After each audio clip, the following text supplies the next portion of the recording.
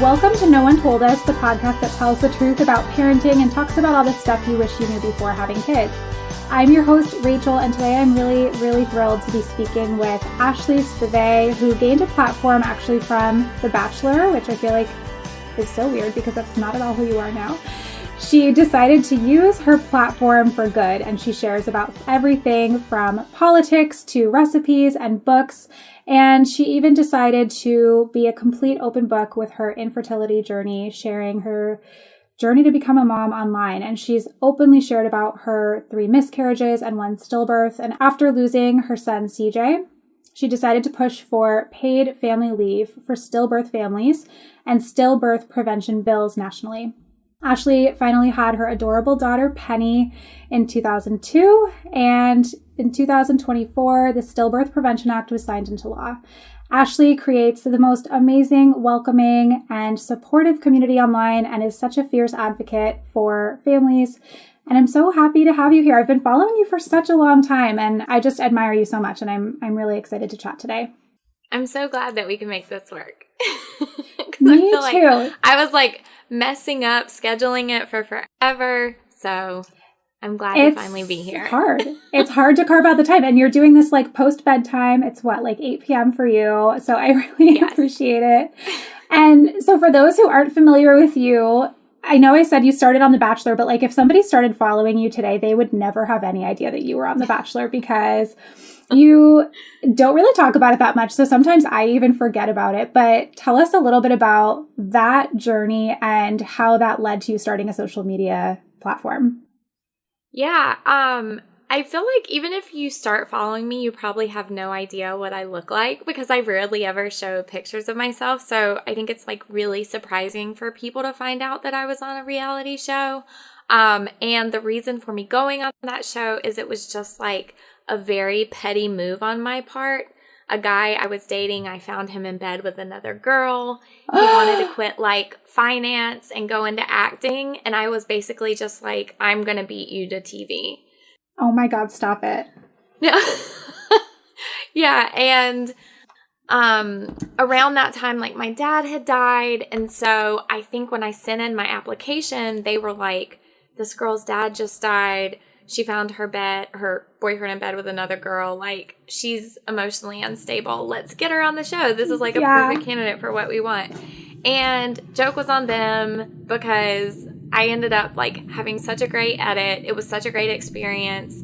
I really loved my time on the show, even though afterwards I became a critic of the show. Kind of the evolution of me being on there is that I started a blog after I was on there to kind of do a behind the curtain to show what was going on because I felt like people had so much hatred towards these characters and they weren't realizing that they were seeing an edit. You don't get the full picture of a person. You're seeing 5 minutes of that day or even a couple of days. And so I tried to get people to be nicer to reality contestants. And then after that, I feel like I kind of gained people's trust whenever it came to the show. And so a couple of different things happened. I got involved in this kind of scandal of this person being picked who was very politically different than the person, he was supposed to marry. I found out that the show wasn't doing proper background checks on contestants, so they let someone who had been charged with sexual assault on a season, oh my God. Which was very disturbing because, how many times did that just slip through the cracks? And I, along with a couple of other members of Bachelor Nation, kind of pushed for better diversity on the show, which I don't watch it anymore, but I know that they're doing a better job at that. They can always do better, but I kind of feel like my time there is done, so I don't ever talk about it anymore. I was going to say, I didn't even know any of that because I feel like you just don't talk about it as much anymore, at least on your page, but it's such an interesting way to kind of segue into the world of social media. So then how did you start your Instagram page and decide to start sharing your real life, especially such personal things? I guess you could say I kind of started on Twitter first, which is so interesting because back then Instagram didn't exist. It was really just starting. And, that's when you could only share like a picture and it had a horrible filter on it. But so on Twitter, I talked about books and politics, which made me not very popular with people because I was very opinionated about these things. And I personally thought it was crazy that everyone on the show got this platform and didn't talk about politics because why wouldn't you want to use it for something good? And when I say politics too, a lot of times it would just be me telling people to vote. Right. And people didn't like nothing like that. too crazy. Yeah. But I didn't know any different. Like my whole life, my parents encouraged me to always have an opinion about things that were going on in terms of politics. So I wanted to talk about that. I wanted to get people to read books. I made friends with a bunch of authors. And then that kind of rolled over into my Instagram once you could do stories. So I've never been like a big picture share or like had a feed, but I love having like 30 stories. Yeah, you're like one of my no miss creators because you always have so much, and it's like such a great mix of things. Like it's parenting stuff, and Penny is so adorable. And oh, thank you. Yeah, it's like the political stuff and news stories, and then amazing recipes and great book recommendations. Like you've got something for everybody. So I call it stream of consciousness stories. So it's literally just whatever's in my head that day. Like I don't plan content. I really just talk about whatever I feel like is going on in the world that day or whatever I'm doing. Yeah. I think it's super interesting too because you're also you're so transparent in most ways with what you share, but you're very transparent about like the influencer world as well. And like you'll answer people's questions about how does it actually work for influencers to get paid? Like how do you actually make money? What's an affiliate link versus a sponsored post? Like things that people outside this world don't really understand. You're so happy to answer those types of questions and you're always so transparent. And I think that is just so refreshing these days and people probably really like that.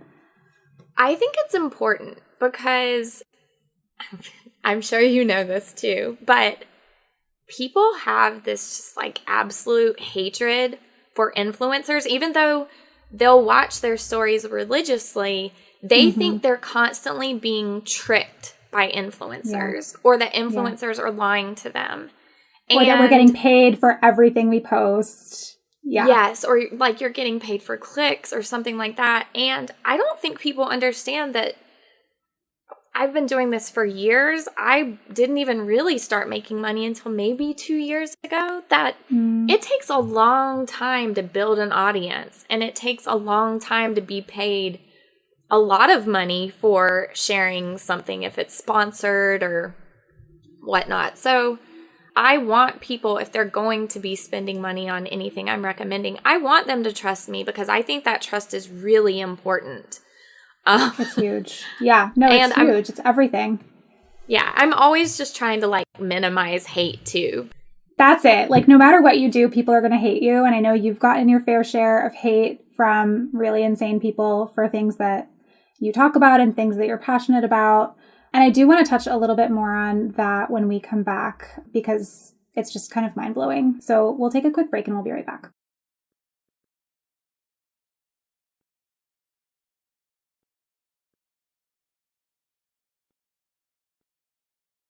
All right, we're back with Ashley. And before the break, we were just talking about hate for creators. And you've definitely gotten your fair share of that, partly because you are so open and you speak your mind and you go there with politics. But one thing that I think has been so surprising that I've witnessed, because I have been following you for so long, is how much hate you got when you were going through infertility and when you were sharing something so intimate and so difficult. So how did you decide to keep sharing about that? Why did you think it was so important to talk about? I thought it was important to share it at that time because I could see reproductive rights start to be stripped away. And I wanted people to understand that, abortions are healthcare. And every time I had a miscarriage, my body did not pass that miscarriage, right? So I had to have a DNC, which is considered an abortion. And we're seeing now how the medical language just gets so muddy and how lawmakers shouldn't be in charge of making those decisions. I was hoping that if I could share everything that I was going through, people would be able to look at it in a different light. And I always tell people after the 2020 election, I put up a poll and I was like, if you're not the same party as me, why do you continue to follow me? How did you vote this election? Just kind of like, I called it like an election redux. Mm-hmm. And the thing I shared that changed the most people's minds was this story of a woman who had a late-term miscarriage. So she had a late-term abortion at, I think it was 32 weeks. And that story changed so many people's minds.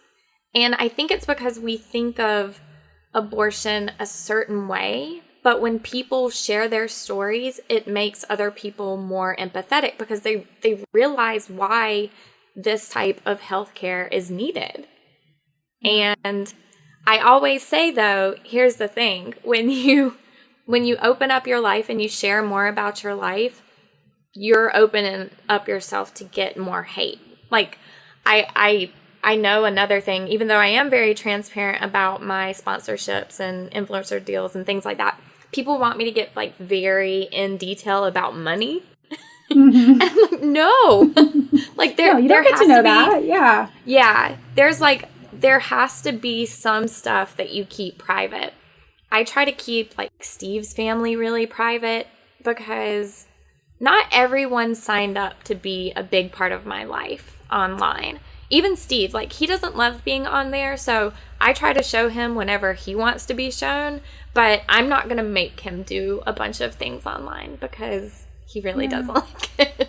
Yeah, no, that makes total sense, and that's totally fair. Everybody's personality is different, and not everybody can open themselves up to public consumption and criticism. Do you think about that changing, too? Like, as Penny gets older, do you feel like there are things that you'll decide to leave off about her or not share about her at some point? Yeah, so I kind of have a blueprint for this because I was a nanny for 13 years with Burley. And I showed him about the same amount that I show Penny, where I would basically just show what we did that day. And I actually started showing meals that we would make with Burley. So there was a point, I'd say when he was probably like 6 or 7, where he did not like being on camera. And so I showed him less because I told him I'm always going to respect you wanting to be in front of the camera. If you don't want to be in front of the camera, that's fine. I always tried to keep a lot of stuff about him private, even though you do see him frequently. I don't think people know his last name or like his parents' last name, or I don't really show them that much because they opted out too. They didn't want to be featured that much. They'll be in the occasional picture. That's fine with me. I try to have respect for that. And if Penny ever decides that she doesn't like being on camera or she wants me to keep everything private, I will 100% do that.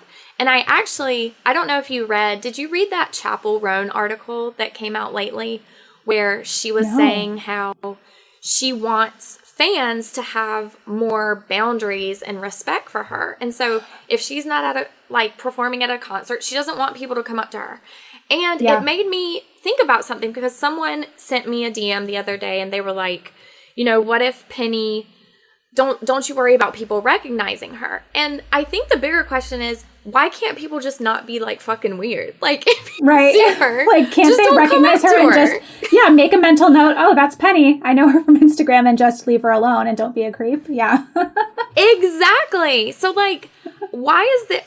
I'm just doing what I've always done, and I don't show her having hard moments, and I don't show her like pooping on the toilet. You know what I mean? Like, no, exactly.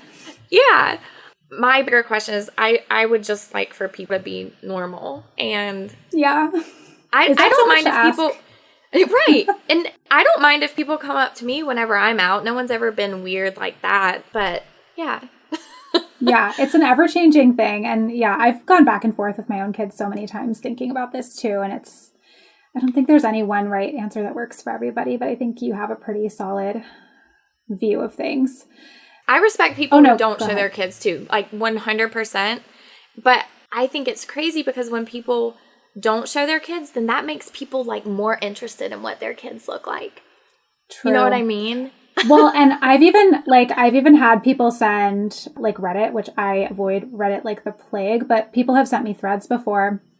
You're right. Like a lot of times, even if you stop sharing them at a certain point or you stop using their name at a certain point, like those people remember. And yep. Yeah, I don't know. I don't know. I think there's a lot of fear mongering about it too. I just like, yes. I don't know what the right thing is. Again, I don't think there's any like right or wrong, but just like being aware, and people just don't be weird. Don't be weird when you're in public. Don't be weird. And you won't have any issues. Yeah, don't be weird. So stepping back, before you had Penny and you guys were dealing with so much, speaking about Steve, how did he feel about you sharing these like intimate details about your fertility journey and about your stillbirth with CJ and all those types of things? Did he find it helpful to like connect with other people going through similar things, or was he kind of like, this is really private? I think it helped him come out of his shell about it, because I don't know if he would have started those conversations, but then because other people saw it on my stories, then they approached him and they wanted to talk to him about it. And so then they would offer up. They would be like, yeah, me and my wife had trouble, or me and my wife experienced a bunch of miscarriages. And then he became very comfortable talking about it. So I'm really proud of him in that regard, because now he is so open about it. And so if any other people are going through it, he's the first one to contact other people or start talking. And I don't know, I appreciate that. He was really wonderful throughout the whole process. And I don't think he ever felt like I was being too open about things. I think he kind of knew that maybe it was therapeutic for me in a way. Yeah. So he let me do my thing. Makes sense. That makes sense. What did you guys find was I guess I want to know the best and the worst things that people around you did or said, because I've had friends that have struggled with infertility and loss, and it can be so hard to know the right things to say. You don't want to ever say the wrong thing, but it's such a sensitive topic. So can you just shed some light on that for anyone who has a friend that's listening, that's struggling with anything like this, with infertility, with loss? What are some things that helped you that people said that were actually helpful and nice? And what were some things that you just wanted to like punch them in the throat for? Oh man. I mean, there's so many things. I think we really just appreciated whenever people would invite us to hang out with them and act very normal. Do you know what I mean? My best friend, I was pregnant the first time with her, and then obviously I had that miscarriage, and then pregnant another time with her and had a miscarriage. And I think she was so sensitive to that, and she would invite me to like their birthday parties, but then be like, you 100% do not have to go. I understand. Yeah. And I think that was the best part of it. All of my friends too were so great about if they had any news where maybe they were expecting a pregnancy, they would send me a text message instead of like telling me in person or calling me. So it kind of gave me that space to react however I wanted to react, which I was always very happy for people. But then I would always like cry too. So right, of course. You're sad for you. You're happy for them. Yeah. Yeah. But then in terms of CJ, I think we just appreciated literally anyone who sent anything, and it didn't even have to be a gift, even if it was just a text. Some of my favorite things were texts. Some of my favorite things were letters. Especially, I think that if someone has a really hard time saying something in person, writing it in a letter meant so much to me. I framed this letter that an author wrote me because it was so beautiful, and just she put into words even what I couldn't put into words. So that's literally my favorite thing that anyone sent to me after CJ died. And that, like, we weren't even close. You know what I mean? That's so sweet. Yeah. She was an angel. That's so sweet. Okay. So it sounds like people just treating you normally, keeping, the memory alive, and also letting you kind of opt out of certain things was probably the most helpful. Yes. Okay. And anything that we should just not say? I feel like it's all like the God's plan and stuff like that is always just like best to stay away from that, right? Yeah. Even I'll say like my mom, I'm not religious, right? My mom is like, she's like a recovering Catholic, and someone actually like said something to her about God. And my mom is like the sweetest person in the world. And she literally just looked at them and said, fuck God. Like, don't blame her at all.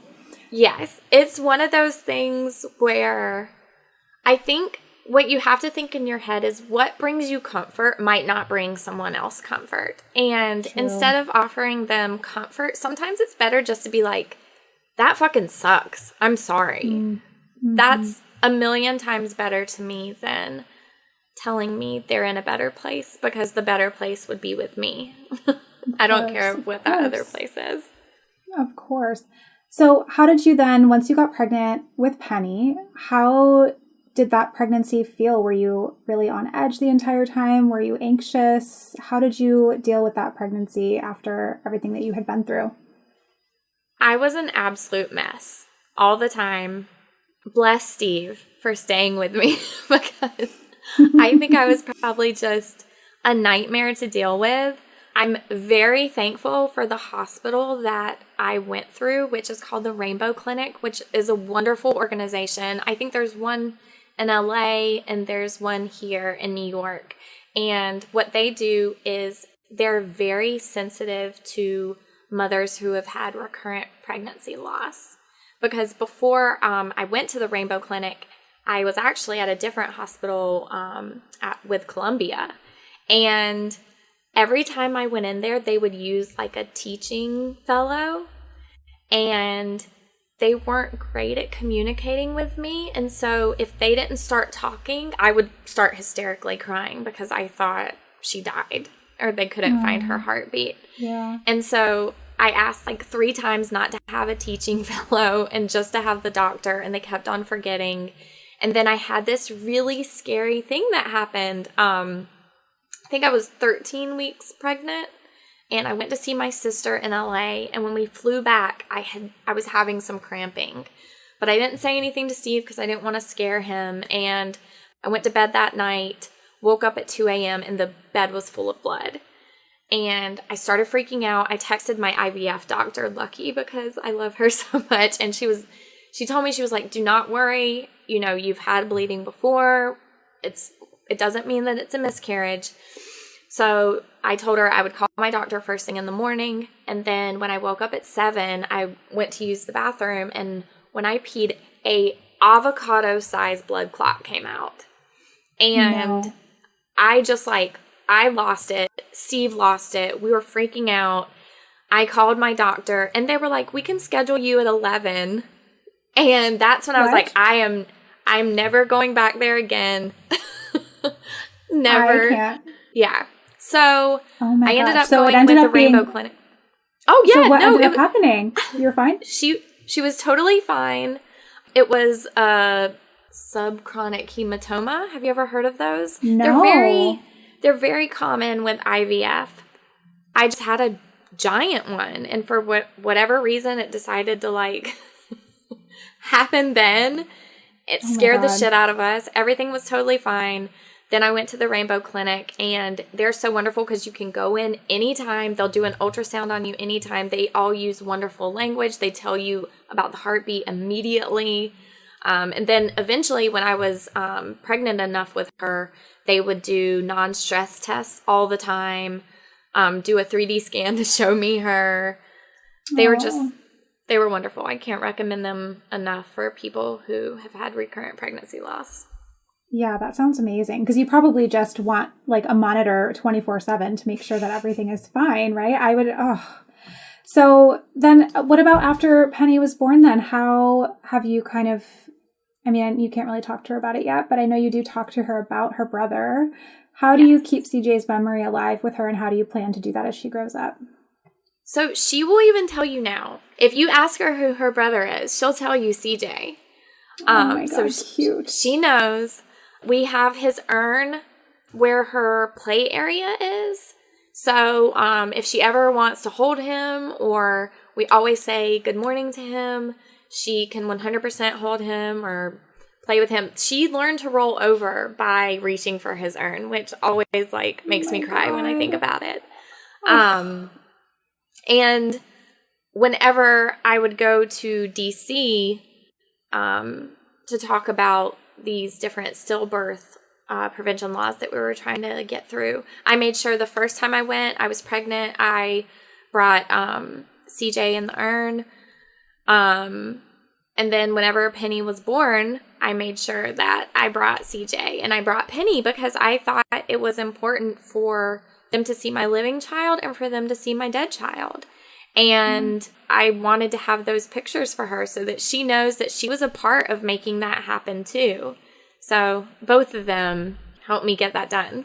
Yeah, that was amazing. I remember following your stories that day and just choking up when I saw that you brought CJ in the urn too, because they really need to see how it affects families in real life and they need to be close up to it. We're going to talk a little bit about that and your great advocacy work when we come back. And I'm going to probably ask you for some recipe and book recommendations. We'll be right back.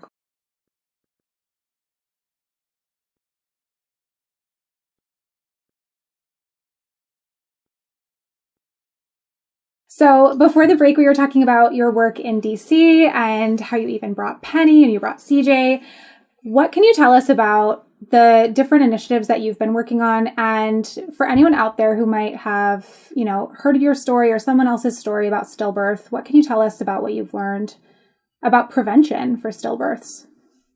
Okay, so this one is very important. So I actually work with an organization called Push for Empowered Pregnancy, and they are wonderful.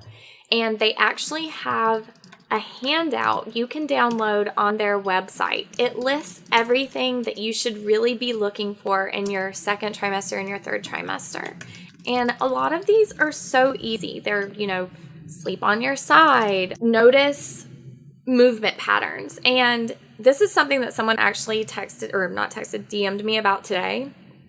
They said that their doctor told them not to count kicks because it would only make them more anxious. And what the fuck? If your doctor tells you that, this is horrible advice. Yes. And also, it's just frustrating because I want people to understand there is an app called Count the Kicks. And this app is not about just counting kicks. It's about tracking movements. And so that involves a bunch of different things, whether it's rolls, whether it's, turns or kicks, whatever. Your baby is going to have a normal. And if you monitor that at the same time every day, you will notice when something changes. And it's important to go in right then.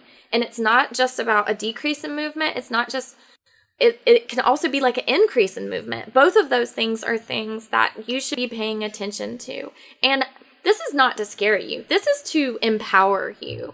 You should have this information in front of you. And that's what's so frustrating about this whole stillbirth conversation, is that what we've found is that doctors don't want to scare their patients.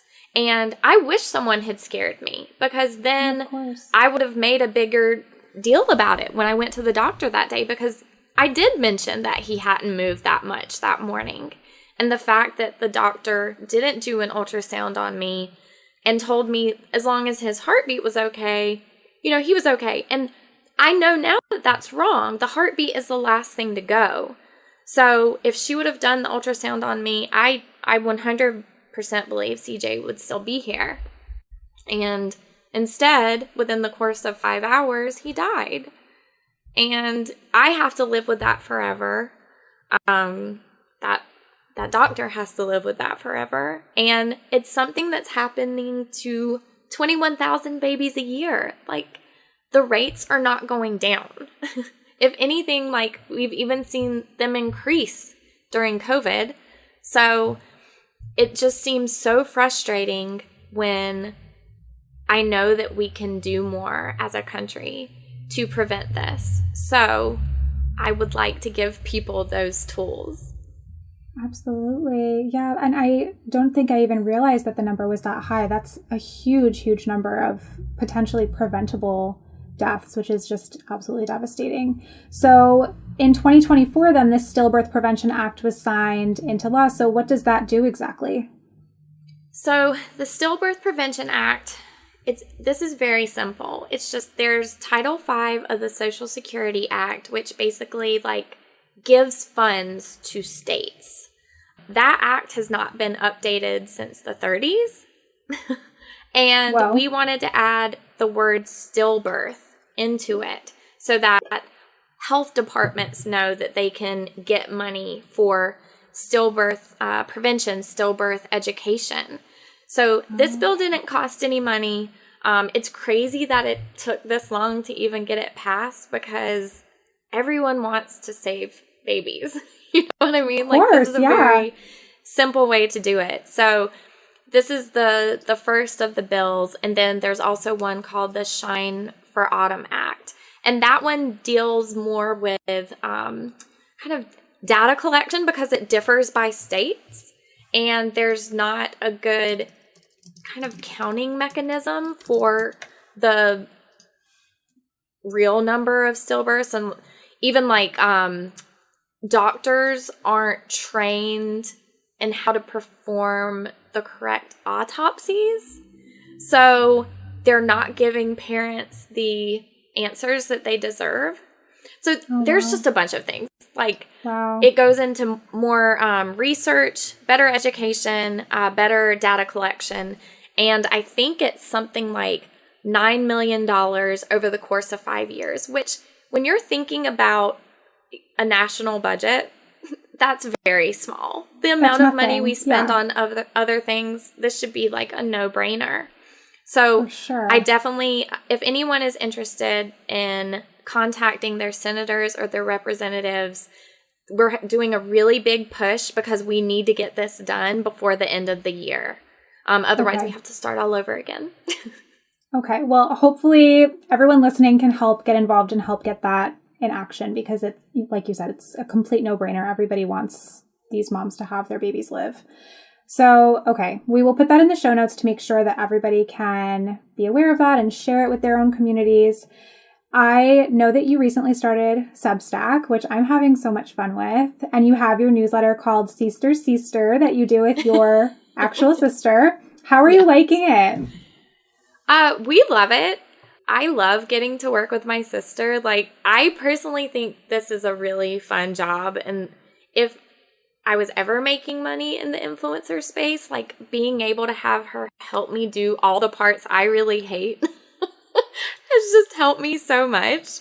But the reason we wanted to do it is that people love whenever we're together and they love like all the common interests that we have. So we wanted the newsletter to seem like all the things that we were sharing to each other like over the phone. And so we actually did start doing like an audio reading of the newsletter since that kind of makes more sense.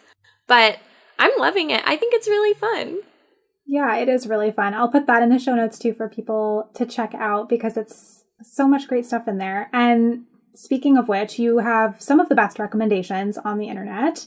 Can you tell us your most recent favorite book? Because I'm always looking for good like audiobooks in particular to listen to during bedtime. Ooh, let's see. Okay, well, I have one book that I actually just said it's my favorite book of the year, and I feel like no one is talking about it, and that's really frustrating. And it reminds me a lot of, did you ever read Daisy Jones and the Six? Yes. Loved it. Okay, so this is like in the same vein as that book. I personally think it's fantastic. You can't find it anywhere. But if you have Kindle Unlimited or you get like the Kindle version, it's $2.49 or free on Kindle Unlimited. And it's called Mayluna. Mayluna. Okay, great. I'm writing that down right now. Mayluna on Kindle Unlimited. I'm going to download that tonight. Okay, perfect. And then you also share amazing recipes and you have a cookbook club. What's your favorite either book or recipe that you've made lately? Okay, there's two things. Have you ever made anything by Broma Bakery? I don't think so. I'm not really a baker. Okay. I'm not really a baker either. Allie is the baker. But I've had to send cookies to Burley for sleepaway camp for 2 years in a row. And I got all of the recipes from Broma Bakery. And they're the best cookies I've ever had in my life. And I recently just met her at a party whenever I went to celebrate the launch of Caroline Chambers' cookbook, which we're doing for Spivey's I just ordered that one the other day. It's on the way. I'm so excited for that one too. You're going to love it. You're going to love it. Or you have to do the cookbook club with us because I know. I fun. really need to. I need to just get on it because it'll motivate me. That's what I need I need like accountability to actually cook too. And I find, at least like when I was a nanny, I think the thing that stressed people out the most is deciding what to make for dinner. Yes. Or packing lunch boxes. That too. Oh my God. Yeah. The deciding is a huge piece though. Like I have started kind of just outsourcing meal planning. Like I was using ChatGPT for a while because I was like, I just can't like think of an idea. I need somebody to just tell me what to make. So I think, the cookbook club is probably what I need to be doing. But okay, wait, I cut you off. What was the author you met of the cookbook that you were going to say? Broma Bakery. Broma Bakery. Okay, right. Okay. Yes. Perfect. Okay. Yes. Thank you for those recommendations. And if anybody wants regular recommendations in books or recipes, you always have so many good ones. And I always love seeing what Penny's eating for dinner. And I'm so jealous because my toddler's the same age and she eats like literally nothing. So it's very, very cute to see her enjoying her food. Okay, my last question for you is, what is something no one told you before becoming a parent that you wish you knew? I feel like this is such an annoying answer. Maybe two things. No one ever told me that it was fine and very common for like a baby to just sleep on you for like the first 4 months. And you're preaching to the choir here with our listeners. Yes. And I wish at that time I would have just like sat there and read and not let it stress me out so bad. Yeah. Because I think that really did a number on my mental health and it really made me feel like I was doing something bad. And now like I miss her sleeping on me. So of course, I know. I could have read so many more books and also just like enjoyed her sleeping on me. Like the other day she was sick and she slept on me for a little bit and it made me so happy. So is that an annoying answer? I feel like people are going to... No, that's like, again, you're preaching to the choir. I think everybody that's listening to my podcast in particular would love to hear that because, I think there's a lot of noise and a lot of opinions out there about how babies should sleep and where they should sleep. And you think that it's going to be your life forever. I think especially when, you're a new mom, you don't realize yet how fast it goes and how much you will miss those things. So it's hard. It's hard when you're in it though. Well, thank you so much for joining. This was such a fun convo. Again, you're an amazing follow on Instagram, so everybody needs to go follow you. And all the stuff that you mentioned today, I will put in the show notes for people to find. I really, really appreciate you coming on today, and I hope you have a great rest of your night. Thank you so much for having me on.